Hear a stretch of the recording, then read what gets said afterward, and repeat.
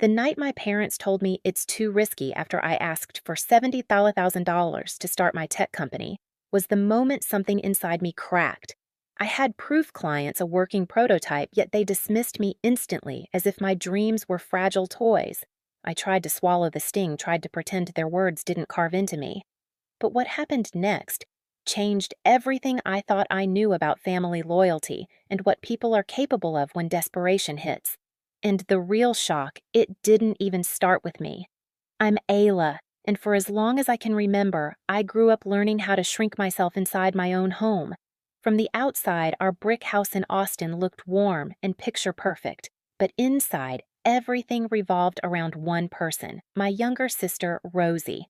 I was the quiet, disciplined child, the one who brought home good grades as if it were my duty, while Rosie was the sparkling center of the family, the one who deserved stages' applause and endless investment. When I was 16, all I wanted was a used car so I wouldn't have to take the bus in the blazing Texas heat. My parents told me it was unnecessary that I was responsible enough to manage without it. I believed them until Rosie turned 16. That night, fairy lights draped across our backyard, guests applauded, and a brand new car with a giant bow rolled down the driveway. I clapped, too, pretending it didn't sting. At one point, I begged for $500 to attend a summer coding program hosted by a university. I explained everything the curriculum, how much it would help me. My mother frowned and said, "There's no need to waste money. You can learn online." 2 weeks later, Rosie was flown to New York for a $12,000 acting camp, complete with new luggage and a celebratory dinner. Everyone called her talented. No one asked what I dreamed of. It wasn't just the money. It was the way attention shifted in the room. When I won first place in a statewide science competition, I walked through the front door trembling with pride. But the living room was filled with relatives gushing over Rosie's ballet photos. My mother glanced at my certificate and said, "That's nice, honey," then turned back to brag about Rosie's costume. My award vanished under a stack of magazines by evening, so I became independent by necessity. I cooked my own dinners. I handled my own homework. I learned not to expect anyone to clap for me. When I earned a partial scholarship to a prestigious university and packed to move across the country, my parents simply reminded me about the high cost of living. Meanwhile, Rosie enrolled in an expensive arts program, and the whole family hosted a farewell party for her. Still, a small part of me hoped adulthood would change things, that effort and results would finally matter. I worked late shifts, juggled jobs, and dreamed of building something real. I thought that once I proved myself, once I had something solid to show, my parents would finally see me. But the truth is, some patterns don't fade with time. Some wounds don't heal just because you grow older. And I was about to learn that in the hardest way possible. When I finally stepped into the tech world after graduation, I worked harder than I ever had in my life. Long nights, relentless deadlines, no safety nets. But for the first time, my effort meant something. After 2 years, I had managed to save about $40,000 money, scraped together from overtime shifts, careful budgeting, and saying no to every luxury. And then one day, everything clicked. A glaring gap in the construction industry, a prototype, and 8 companies willing to commit once the product was built. My idea wasn't a fantasy, it was viable. Real. I could finally build something of my own. I just needed $70,000 to bring it to life. So I did something I almost never did. I hoped my parents would choose me. I flew home for the weekend carrying printed plans, revenue projections, and a polished demo. I rehearsed in the mirror, imagining for once my parents looking at me with pride. When I stood in their living room laptop, open heart pounding, I truly believed this moment could rewrite our history. But when I finished, my father lowered his newspaper, unimpressed. "It's too risky," he said flatly. My mother nodded. "You already have a stable job. Don't gamble your life." They didn't ask questions. They didn't look at the numbers. They didn't even try. I closed my laptop, slowly swallowing a hurt that felt familiar, almost predictable. I told myself to breathe. I reminded myself that disappointment was not new. But what happened next wasn't disappointment. It was betrayal. Just a few months later, while I was debugging code past midnight in my tiny apartment, my mother called, sounding breathless with excitement. "Rosie's starting a luxury event company in Dallas," she said. "We're helping her launch. Helping her." The phrase echoed dangerously. Then I heard the real number, a $725K loan, a brand new BMW for her brand image, an office space in a trendy district, designer outfits, lavish parties for networking. All the things that were too risky for me were suddenly worth investing in for her. I stared at the wall for a long time after that call, my chest tight, my vision blurry. I wasn't naive. I knew Rosie had always been favored, but this was no longer favoritism. This was a decision that told me without hesitation exactly where I stood in my own family, and in that quiet apartment, lit only by the glow of my computer screen, something shifted inside me. Not anger, not yet, just clarity. Sharp, cold, undeniable. If I wanted a future, I would have to build it alone. Because for the first time in my life, I understood something painfully simple. I could spend years proving myself, and they would still choose her. Once I accepted that I was on my own, I made the hardest decision of my life. I mortgaged my small San Jose condo and combined that loan with the $40,000 I had saved. It was terrifying signing papers that tied my entire future to a fragile idea and an empty bank account. But fear felt cleaner than disappointment. At least, fear belonged to me. I rented a tiny office in an aging industrial building on the outskirts of the city. The paint peeled from the walls, the ceiling leaked when it rained, and the heater clanked like it was surviving its final winter. But to me, it was the beginning of something real. I hired Miguel, a fresh graduate with sharp instincts, and Rachel, who handled clients and logistics with warmth and grit. The three of us sat around a dented thrift store table, mapping out features, drawing wireframes, and cold calling potential customers. And then, reality hit. Hard. The first few months nearly crushed us. We worked 18-hour days. We ate cheap sandwiches and instant noodles. I coded until my wrists ached and my eyes burned. Some days, the app broke in ways I couldn't explain. Some days, potential clients ghosted us after showing interest. Then came the worst blow. A mid-sized construction company that promised to sign a major contract backed out at the last minute. Their email was cold and transactional, but the impact was devastating. That contract had been our lifeline. Without it, our budget evaporated. I sat in the dark office long after Miguel and Rachel had gone home, staring at the nearly empty payment spreadsheet. Rain tapped against the cracked window, the kind of slow, steady rhythm that made everything feel heavier. For a moment, I wondered if my parents had been right. Was it really too risky? Was I foolish to think anyone would believe in me? But then I remembered the sound of my father folding his newspaper, the flat tone of his voice, the certainty with which he dismissed me while saving every last ounce of faith for Rosie. And something inside me hardened. I refused to fail in a way that would prove them right. Just when I thought we were at the brink, an unexpected email appeared. A construction company in Sacramento wanted to try our software for a year. It wasn't a huge contract, but it was real steady, legitimate revenue. When we signed it, all three of us sat on the office floor, eating dollar pizza, laughing and crying at the same time. And while BuildFlow slowly regained its footing, news from Austin began to trickle in Rosie's luxury event. Company was collapsing. Her expenses ballooned, her client list evaporated, and the BMW she flaunted everywhere was eventually repossessed. My parents were sinking fast, and for the first time, they started looking in my direction. The first call came on a Thursday evening, just as I finished a meeting about a new BuildFlow update. My phone buzzed again and again until I finally picked up. My mother's voice trembled the moment she spoke. "Ayla, we need your help. The bank is threatening to take the house. If you could send $100,000, we can fix part of the debt." For a moment, I didn't breathe. $100,000. The amount I had scraped together through sleepless nights, the amount that represented every inch of my independence.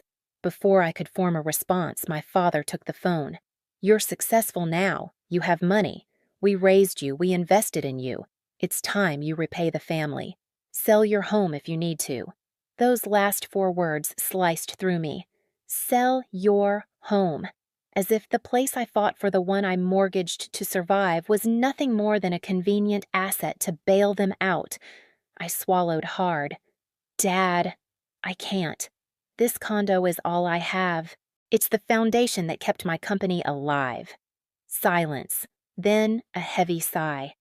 So you're choosing yourself over your family. Something inside me snapped, not in anger, but in clarity. I'm choosing fairness, I said quietly. Something I never got. My mother began to cry. My father muttered something about ingratitude. I hung up before their guilt could crush me. For the next week, the calls were non-stop. Messages stacked up. Rosie texted paragraphs, each dripping with entitlement. You're the only one who can fix this. You owe us. Stop being selfish. But nothing prepared me for what happened next. The day they showed up at my door.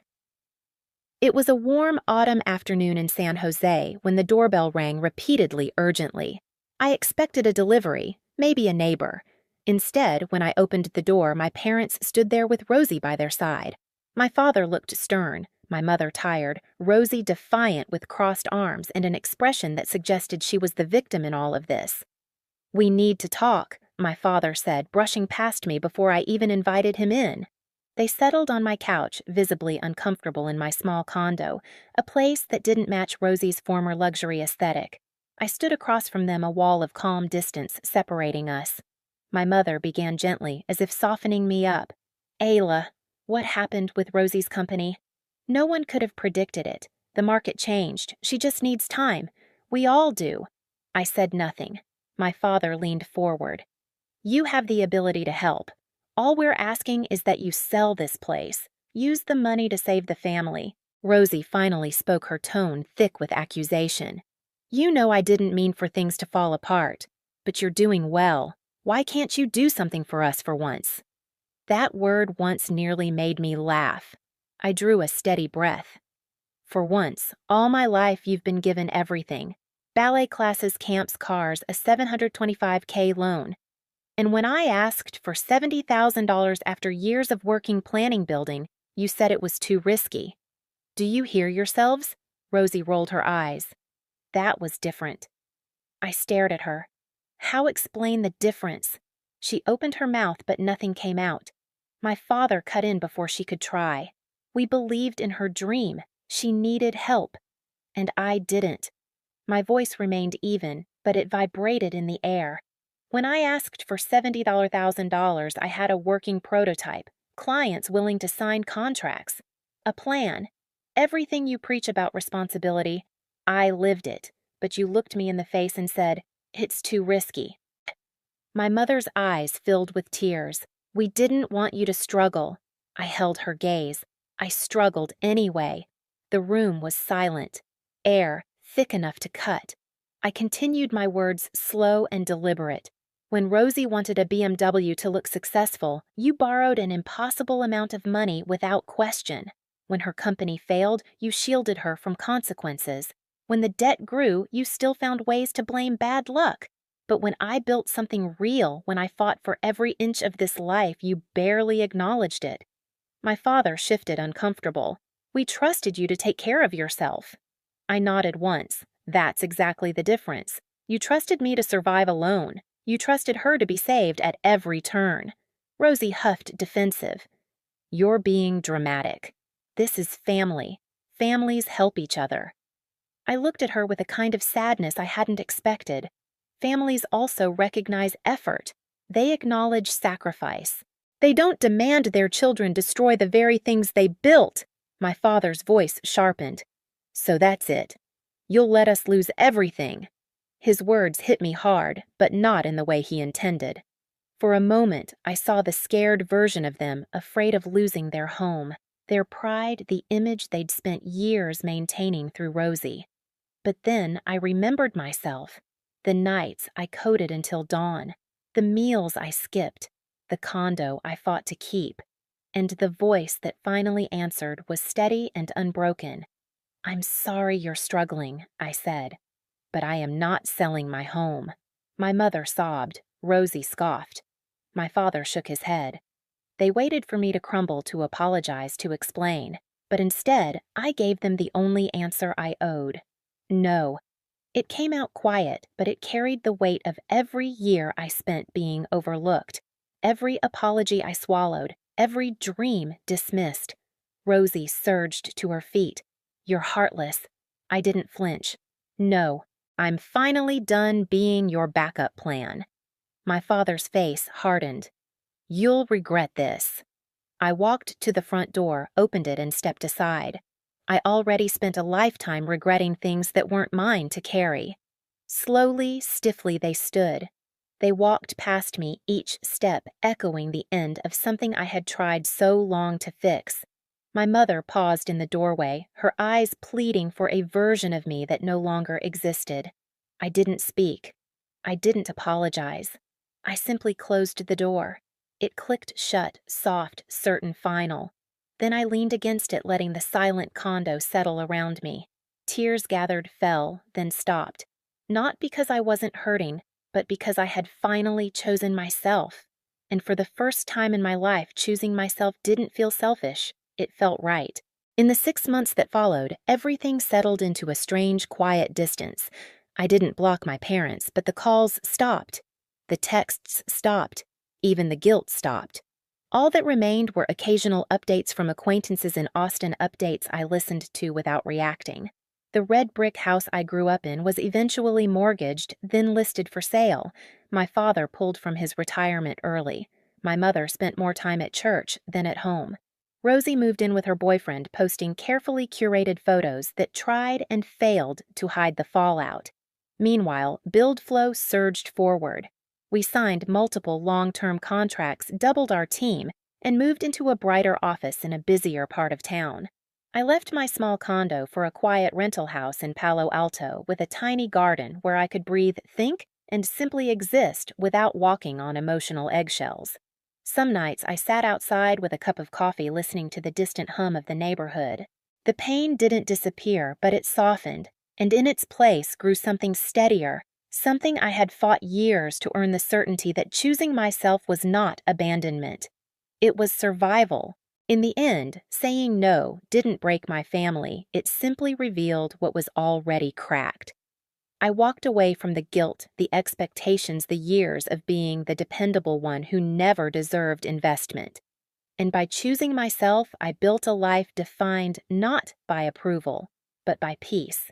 If you've ever had to set a boundary that shook your world, tell me where you're listening from. Your story matters more than you think. And if mine resonated with you, stay subscribed and let's keep healing through the truth together.